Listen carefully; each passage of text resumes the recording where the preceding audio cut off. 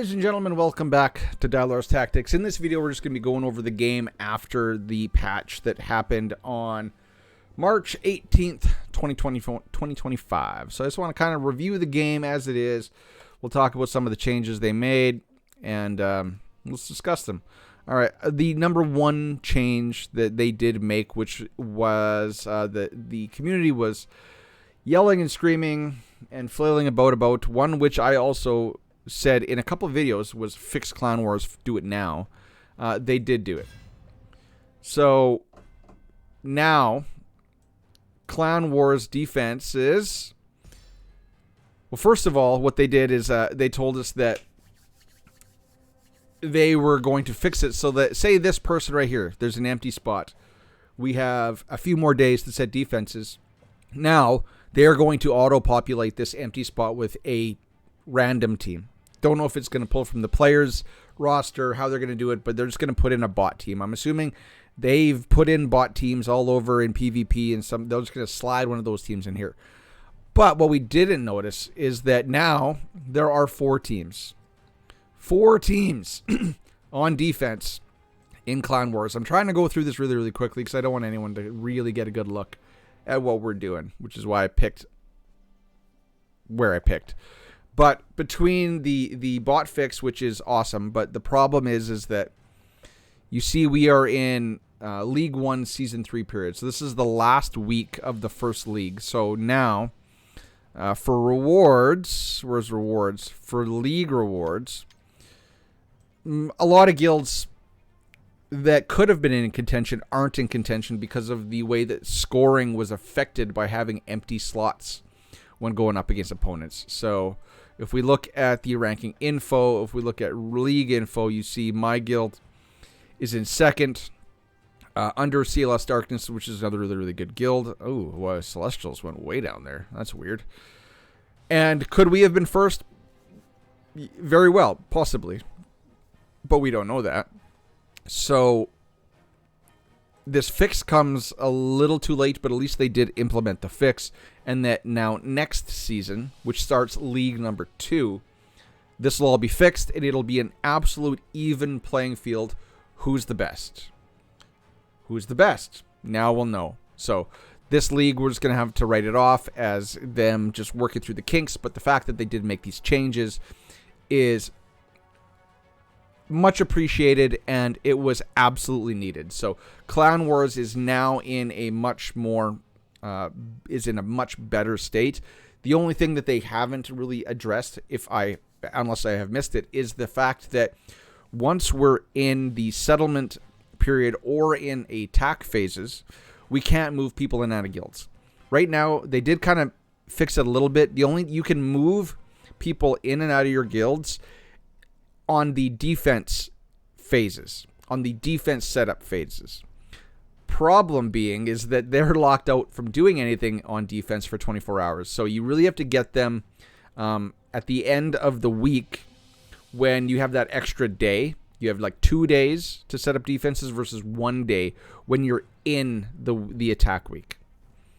So still a little bit more to fix regarding Clan Wars, but it is also almost in a good spot. The other thing that they added that out of nowhere was it is in packages. I do believe it is in the monthly packages. Is if you scroll. No, it is not in monthly. It must be in weekly. There it is.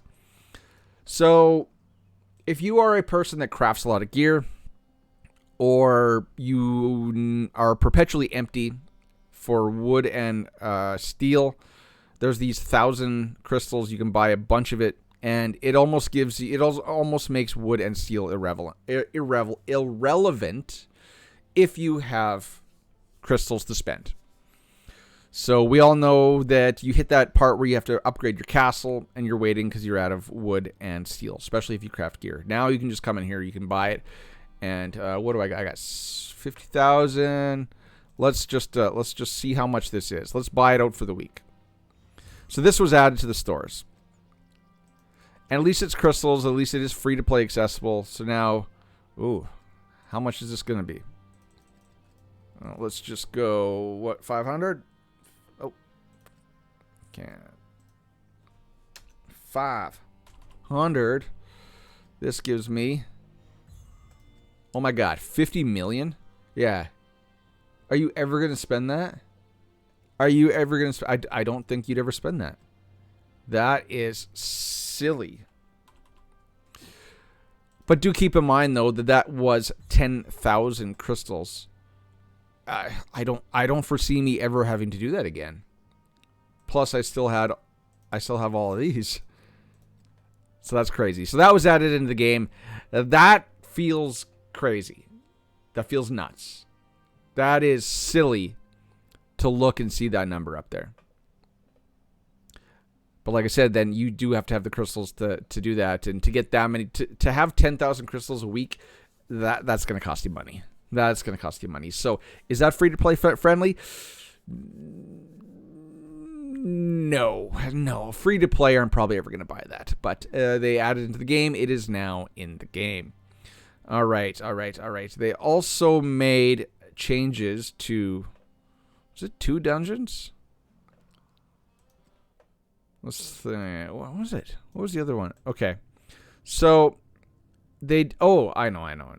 So they did do changes to 2 heroes. And these are the 2 big ones. So these are the banner heroes right now. So Claus did get changed. So now her leader effect is activates in Shrine of Storms and Hound's favor. Grant all allies attack up 20%. Because her kit was kind of built to do Shrine of Storms. But you really didn't need her for Shrine of Storms. You really didn't need her. So I'll show you. So my team was not this. Prior, my team was this. It was Merlin and Sergius. And even before, I had Bedivere in there. Bedivere Frost. So let's just get rid of you. And let's put in Bedivere. Right? So this was the original team. This is the team that was my Tarask farm team forever.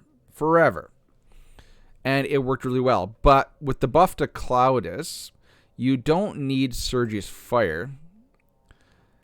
So you can use her as the lead, which buffs up your attack. And then you still need to control the turn meter. So you would need either Sarah or Merlin Fire. I have Merlin Fire, so I'm just going to use it. But prior to her buff, she really wasn't needed. She was not needed. But now she's usable. And let's show you right here. I'm just going to get rid of Bedivere. I'm going to put my girl back in there, right? Full fire team. So let's show you guys what this kind of looks like now. This is Tarask 10. Now it isn't guaranteed, which is the bad thing. The other team that I run is guaranteed.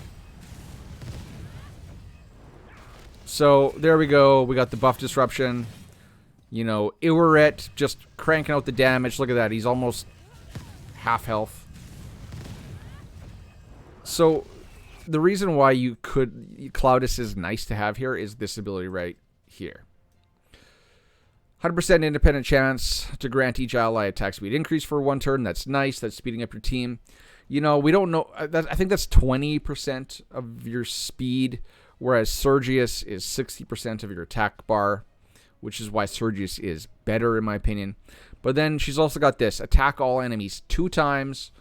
The attack is what it is, but 70% independent chance for the last hit to reduce attack gauge by 20%. We know that Morgan is all about reducing attack gauge on this one. Attack all enemies 3 times. 60% independent chance to decrease the target's attack gauge by 10% with every attack. So you have basically an AoE chance to remove 30% attack meter in total if everyone lands, which is kind of the same thing as this. It's not as high. It's only 20%, but still it's an AoE attack gauge strip, which is why having these 2 combined is actually quite effective. But you do need to gear your Claudus for effect accuracy. So sometimes this fails because I don't remove enough attack gauge and they kill my Iwaret. Like that. So now my Iwaret's going to go and she's going to kill herself. See? Dead. But the team still works. There you go. Dead. So they definitely made Claudius better, and I think it was for this specific dungeon, which is why they buffed her. Now, let me show you guys what it looks like in reference to me using my old team. My old team was this and this. All right. Okay, start the battle. Go. Goo goo.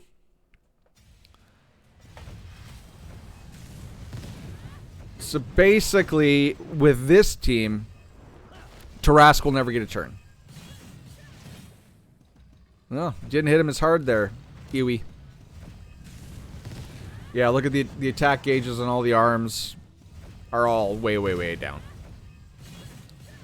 So I think the other team was slightly faster because there was actually more attack potential on the team. But it wasn't 100%, whereas this team is 100% every single time. Every single time. There's no way the boss is ever going to get a turn with this team. So I'm just going to end it here so I have a little stamina left to show you the next team. But yeah, that's what they did to Claudius. So Claudius is actually usable again. Because before her buff, I would use her. I could use her in this. Like, I remember way, way back in the day, say, before Bedivere, I would do something like this worked. Like, right at when you started playing the game, something like that would work. But it just took forever, because there's not a whole lot of attack on this team. And actually, no, this isn't what we would use, because if you have Merlin, then you don't use that. I think it was something like this. This was the original comp for a 10 team. No, not that. It was like this, and I don't even think it was this. But it took like 6 minutes. So now she has a place. They fixed her. You know, it's just a little too late.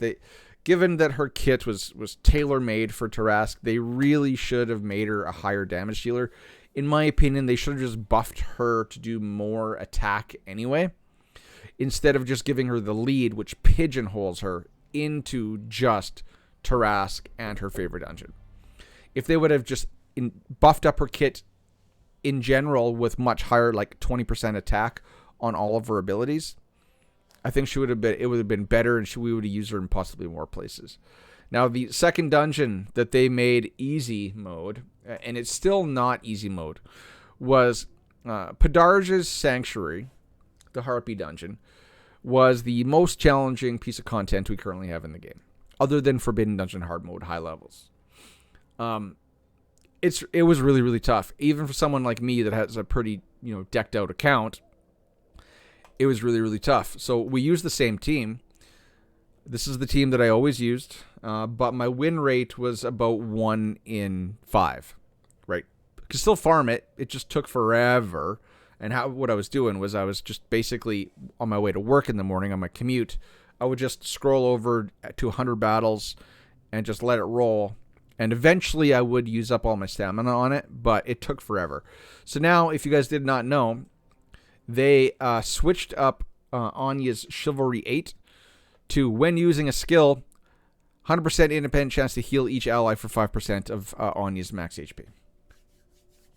So this used to be on her skill 1, she would buff 2 allies instead of 1. So you see, what is this? I thought it was skill 1. Or is it passive 1? No, I thought it was skill 1. Let's look at some other relics. Oh yeah, okay. So 30 to buff. So 30% chance to grant 1 ally. Blah blah blah.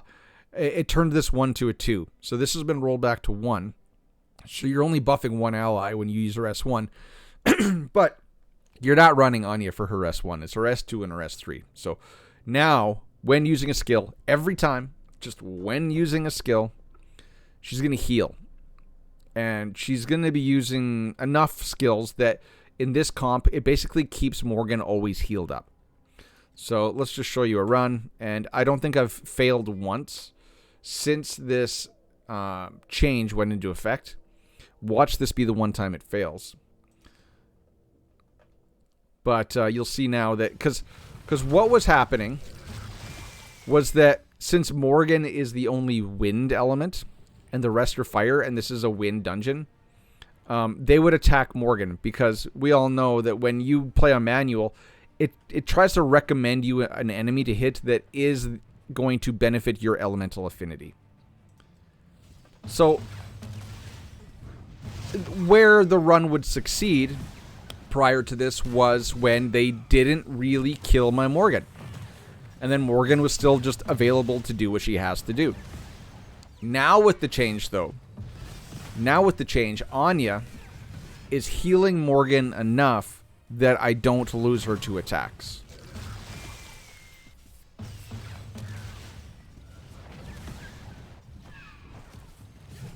Boom, boom. So, I'm not going to go over the whole mechanics of this fight, but you want Lance in this team because when the ads have dots, or when they're inflicted with a dot, then they get that increased damage taken debuff as well, which that coupled with Morgan's defense down, and then when Anya counterattacks, she just melts the bosses. That's kind of the way this works on a high level. So, whittling them down. You guys know how this works. The boss, the next time she goes into her turn, she should get the charge attack. So now we've just killed all 4. So she has 0 Talon buffs. So now, pause. If you guys didn't know how this works, since we killed 4 allies, she had 4 buffs up here. And every time you kill an ad, it removes one of the buffs. Now, since she has 0 buffs up here, the burnt offerings, she's only going to hit these guys for like 20% of their max HP.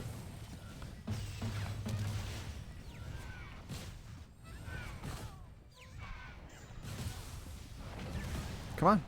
Counterattack.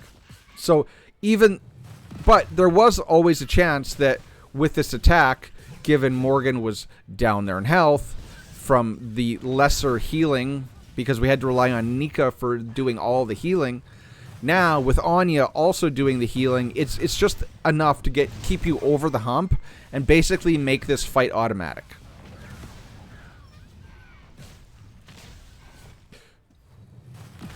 Oof. So hard. So hard. So what it was like, yeah, I don't like Anya being that low health, but it's not going to make a difference because now we're going to heal right up with Nika. So there we go. Boom, whack. Boom, whack. You know those, you go on YouTube and there's like a whole section of videos called whack fuck? That's what I think of every time someone picks on Anya. It's whack fuck. And especially in PvP, it's like, oh, should I hit her? Whack. Fuck. So, I like how it's like, we're just kind of, like, we're getting them all down there, kind of, and we're just going to take a big schwack of health off the boss here. So this is the charge attack that's going to kill me. And right now, it looks like they're going for, I'd say, Morgan, or no, they're going for Anya. So unfortunately, this might be a fail run, because Anya is the majority of my my damage. So yeah, Anya's going to die. No, she didn't die. Why? Because the boss only had 2 burnt offerings. Right there. Okay. So, bottom line is with the change to Anya, with her now being a healer, it's basically made this fight an automatic win now. It just made it so much easier. There you go. Boss is dead. Whereas before that, it was like, Morgan would just die a lot of times because they would focus her down and they would kill her. So that's a good change. Did they need this change? No. No, they didn't. So it's weird. Did they need to buff Claudus to make it easier for free-to-play to beat Taras 10? No. Did they need to buff Anya to make the Portage dungeon or the Harpy dungeon easier in general? No. Did they need to add this stuff into the monthly pack or the weekly packages to basically make it so that wood and steel was irrelevant from now on for spenders? No. Did they need to do the clan boss fix or the clan war fixes? Yes. Yes, they did. I kind of want to go into my normal little diatribe, but I'm not going to. So basically, ladies and gentlemen, that is everything that was kind of added to the game after the patch. Not going to discuss some of the obvious things. Obviously, you guys have all seen, I made a whole video about these, but they added all these packs for crystals. There was a relic one in here. You could buy 4 relic selectors. I made a whole video about the relic selectors, which I bought all of them, which is why you can't see them. But 6,000 crystals. This is not a selector. This one is not good. Don't buy that one. This one, I would say, is not worth it. Don't buy that one. I think that's a waste of crystals because it's completely RNG. Is this worth 2,000? No. Although some people will argue that getting 5 Lego memory stones is worth it. I don't think this is worth it at all because when you pull... It's very obvious why this is a horrible package. It's because you're only pulling base relics from relic summons. If they were to remove base relics from the summoning pool, which they should, then and only then does this become maybe an attractive offer. This is garbage. Don't ever go for that. This, in my opinion, is garbage. Don't ever go for that. This, I bought one because, pedestals are hard to come by. Plus, I just bought it because I needed 5 more Lego memory stones to get my Nika C8. And I figured, okay, I'll take some pedestals along the way too. Okay. So they added those. They added this. So, like, for people that just... This is bad. This is bad. For 100... Don't ever buy something for $140. Don't ever do that. You don't even... These 2 heroes are they used to be, some of the best, highest rated triple S heroes in the game. Triple S rating. Used to be the best damage dealer in the game, the best support in the game. Now they are playing second fiddle to Iwarit and Nika. So that's bad. This, don't ever do this. You can get this in the stores for free to play. Don't ever do this. You can get this for free to play. But if, say, like a new spender was to come into this game and they wanted to get right up to the top as quick as possible, all these packages are giving them avenues to ramp up their account really, really quickly. But this is completely farmable, free to play. It just takes you about a month. I think a month is what it took me to get all of this. And then we all know the benefits of Surge's Fire. So those packs are all added into the game, along with their, tweaking of heroes to make current hard content easier. Again, do I agree with those quality of life changes? No. I liked having Portage Dungeon a little bit harder.